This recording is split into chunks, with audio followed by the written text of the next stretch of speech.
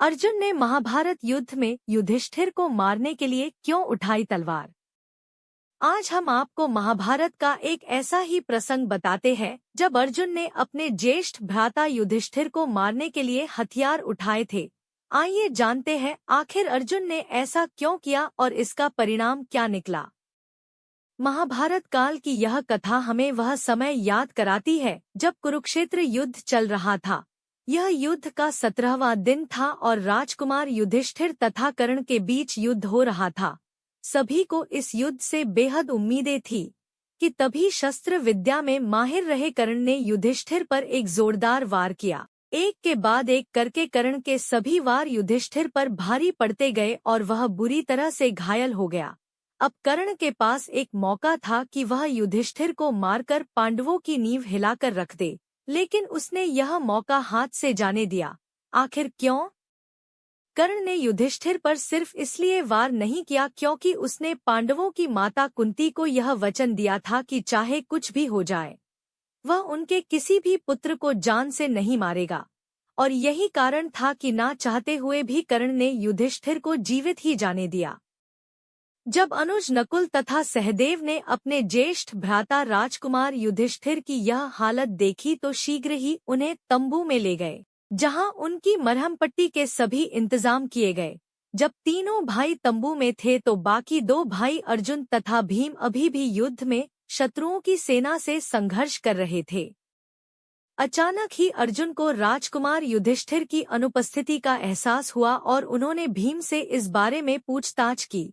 तब भीम ने बताया कि किस तरह से कर्ण तथा युधिष्ठिर के बीच हुए द्वंद्व युद्ध में भ्राता युधिष्ठिर घायल हो गए, जिसके बाद उन्हें विश्राम करने के लिए ले जाया गया है। तभी भीम ने अर्जुन से कहा कि वह शत्रुओं को अकेले ही संभाल लेंगे और अर्जुन से आग्रह किया कि वे भ्राता युधिष्ठिर के पास जाएं और उनके स्वास्थ्य का ब्यौरा लें। आज्ञानुसार राजकुमार अर्जुन उस तंबू की ओर चले दिए जहां युधिष्ठिर घायल अवस्था में पीड़ा से जूझ रहे थे। तंबू में लेटे हुए युधिष्ठिर ने अचानक ही अपने अनुज को अपनी ओर आते हुए देखा। अर्जुन को देख उनकी खुशी का ठिकाना न रहा। वह समझ गए कि हो ना हो अर्जुन युद्ध में कर्ण पर विजय प्राप्त कर उनके पास खुशखबरी लेकर आ रहे हैं। वह अंदर ही अंदर बेहद गर्व महसूस कर रहे थे कि उनकी इस हालत के लिए जिम्मेदार व्यक्ति को उनके अनुज ने दंड दे दिया है और अवश्य ही अर्जुन ने कर्ण को मार दिया होगा। लेकिन युधिष्ठिर सत्य से अनजान थे। तंबू में प्रवेश करते ही अर्जुन ने ज्येष्ठ भ्राता को प्रणाम किया और उनसे उनके स्वास्थ्य के बारे में पूछा, लेकिन इससे ज्यादा तो युधिष्ठिर इस बात को सुनने के लिए ज्यादा उत्तेजित हो रहे थे कि अर्जुन ने कर्ण को मारा या नहीं।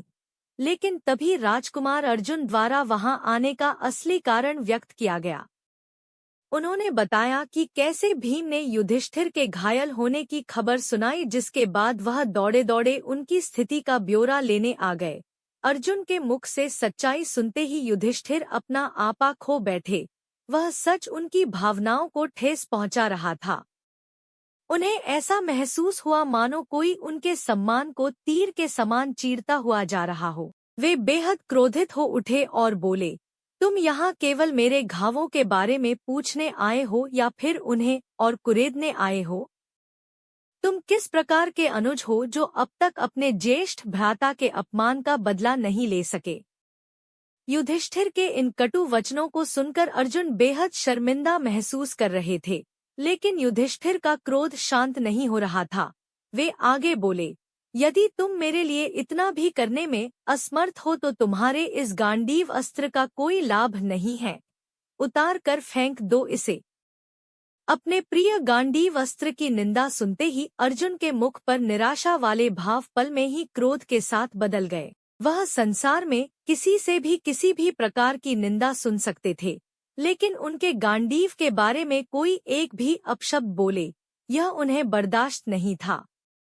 दरअसल यह अर्जुन द्वारा लिए गए एक वचन का हिस्सा था, जिसके अनुसार कोई भी अपना या पराया व्यक्ति यदि उनके पवित्र एवं प्रिय गांडीव अस्त्र के बारे में बुरे वचन बोलेगा तो वह उसका सिर कलम कर देंगे।